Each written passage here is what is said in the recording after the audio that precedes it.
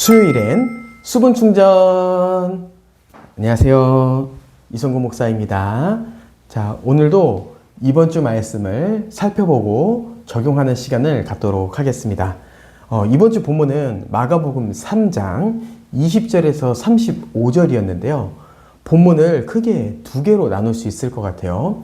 첫 번째는 20절부터 30절까지, 그 다음에 또 하나는 31절부터 35절까지 그렇게 본문을 크게 두 개로 구분을 할 수 있습니다.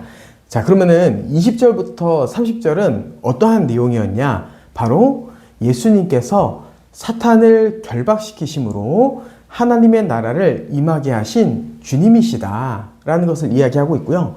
31절부터 35절은 하나님의 뜻대로 행하는 자가 참 예수님의 가족이다, 이런 이야기를 나눴어요. 이 두 사건을 왜 한 번에 다뤘냐라고 했을 때 이 두 사건은 하나의 공통점을 가지고 있습니다. 그것은 바로 하나님의 백성은 누구인가? 라는 그 질문 아래 같은 이야기를 하고 있어요. 그래서 20절부터 30절은 하나님 나라 백성은 무엇을 믿는가? 이 믿음의 내용에 대해서 이야기하고요. 그 다음에 31절부터 35절은 그러면 그 하나님 나라 백성은 어떻게 살아가는가? 이 믿음의 삶에 대해서 다루고 있습니다. 먼저 20절부터 30절의 내용을 살펴보면 크게 두 가지를 이야기할 수 있는데, 첫 번째는 예수님께서 자신의 권세를 가지고 성령님과 함께 사탄을 결박시키고 하나님의 나라를 임하게 하셨다라고 하는 첫 번째 기둥이 있고요. 두 번째 기둥은 그 하나님의 나라가 어떻게 가시적으로 나타나는가라고 했을 때 성령님의 역사를 통하여서 가시적으로 나타난다, 이렇게 정리할 수 있을 것 같아요. 그 다음에 두 번째 31절부터 35절은 어떻게 정리할 수 있냐면은 하나님의 뜻대로 행하는 자가 예수님의 가족이다. 이 첫 번째 문단에서 또 한 가지 생각해 봐야 될 것이 있는데, 바로 성령을 모독하는 죄는 영원히 죄사함을 받지 못한다, 이러한 내용이 있어요. 이게 무슨 내용인가 라고 했을 때 성령님이 하시는 역할은 무엇이죠? 바로 앞에서는 하나님의 나라를 가시적으로 보여주신다, 이렇게 이야기했는데 좀 다르게 표현해 보면은 예수 그리스도께서 하나님 나라의 주시라는 것을 드러내시는 분입니다. 즉 성령님을 모독한다라고 하는 것은 성령님을 무시하여 예수님을 하나님 나라의 주로 인정하지 않는다라고 이야기하는 거죠. 모든 죄들은요, 하나님께서 다 용서해 주세요.